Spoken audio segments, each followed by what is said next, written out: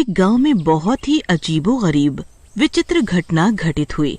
गांव के मेले से कुछ औरतें अचानक गायब हो गईं।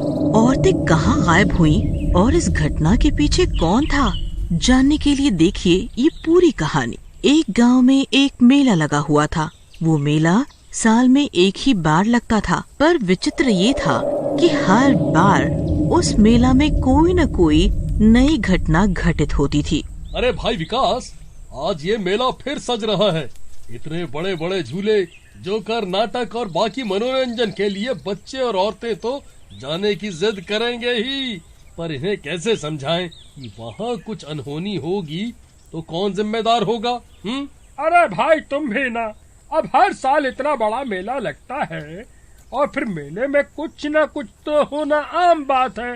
ये सब छोड़ो, ये बताओ कि कल तो भाभी जी को लेके मेले जा रहे हो ना, और फिर वहाँ नौटंकी भी तो होती है, वो भी तो देखनी है।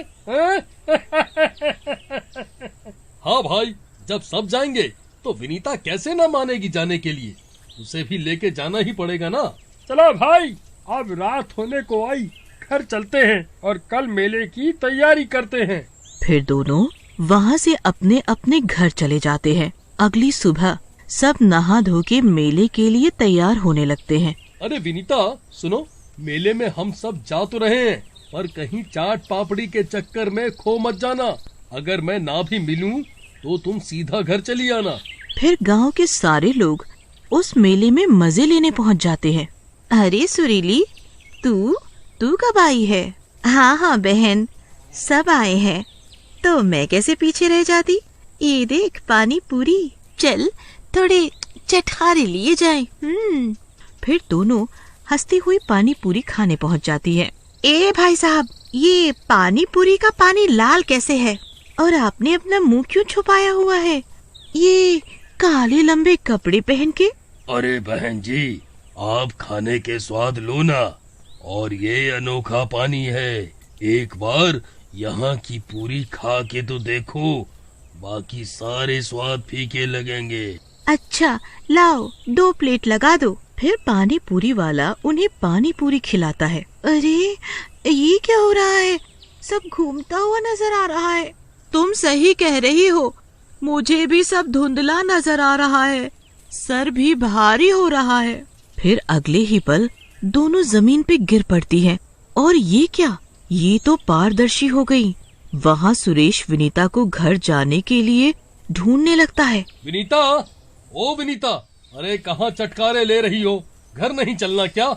बहुत ढूंढने पे भी विनीता नहीं मिलती। वहाँ विनीता और सुरीली को होश आ जाता है। तभी वे देखती हैं कि वो काले कपड़ों वाला एक भूत है जो उन दोनों को उठा के ले जा रहा होता है। बचाओ बचाओ बचाओ, कोई है, इस भूत से बचाओ हमें। पर पारदर्शी होने के कारण उन्हें कोई भी नहीं देख पाता। गुफा के बाहर पहुँचते ही भूत अपना एक हाथ गुफा के दरवाजे पे रखता है। खुल जाओ सिम सिम। तभी गुफा का दरवाजा खुल जाता है और भूत उन दोनों को अंदर बंद कर देता है और बाहर आके फिर मेले में चला जाता है। फिर उस भूतिया जादुई पानी पूरी खाने और औरतें आती हैं। ए भैया, पहले मुझे दे दो पानी पूरी। अरे नहीं भैया, मुझे दो। पहले मुझे। सारी औरतें आपस में झगड़ने लगती हैं, तो खुफिया भूत उन सबको बारी बारी से पानी पूरी खिलाने लगता है।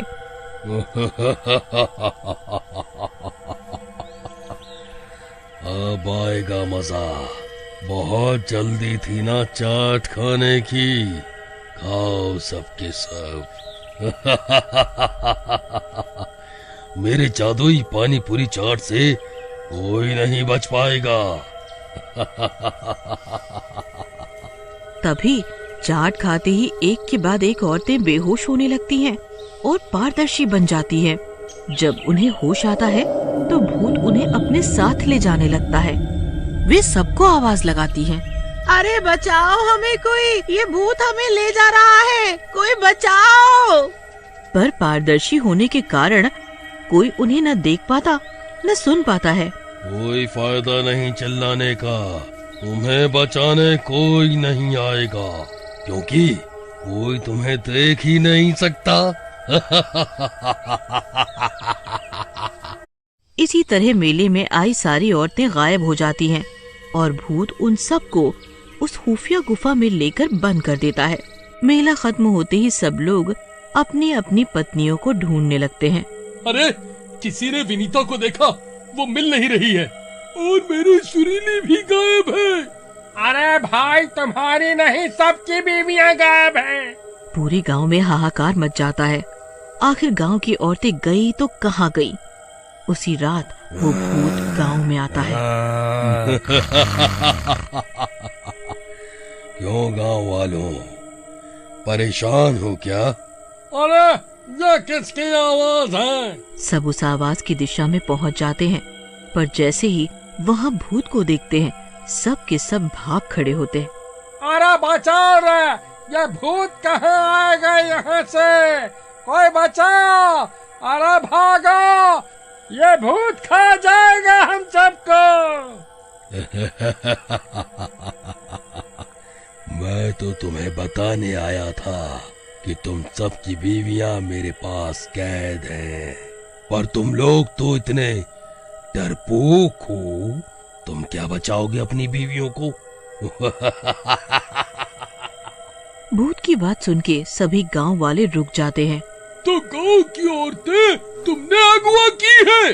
हाँ, मैंने की है, और बहुत जल्द मैं उन सबको मार दूंगा और अपना बदला लूंगा। पर तूने हमारी औरतों को क्यों कैद किया और कैसा बदला? कैसा बदला इतने जल्दी भूल गए तुम लोग?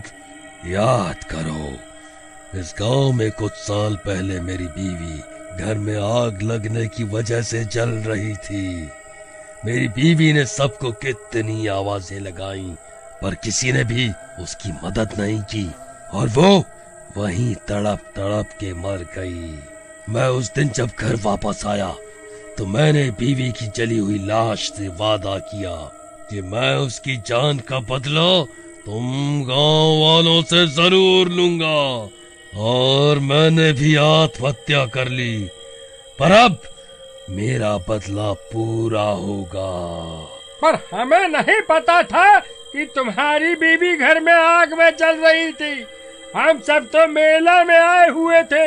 अगर हम गांव में होते तो आग को जरूर बुझाते। वो सब मुझे नहीं पता, मैं अपना बदला पूरा करूंगा ही। अब तुम लोग भी बिना बीवियों के रहोगे और तड़पोगे। कह के भूत गुस्से में उस गुफा में लौटने लगता है। गांव वालों, यही मौका है, चलो इस भूत के पीछे पीछे चलते हैं, ये जरूर उसी गुफा में जाएगा अब। हाँ भाई, तुम सही कहते हो। हम पतियों का कर्तव्य है अपनी पत्नियों की रक्षा करना। चलो भाइयों, डट के सामना करेंगे इस भूत का। फिर गांव वाले भी हाथ में मशाल लेके उस भूत के पीछे पीछे चलने लगते हैं और उस खुफिया भूत तक पहुंच जाते हैं। उलझा सिम सिम।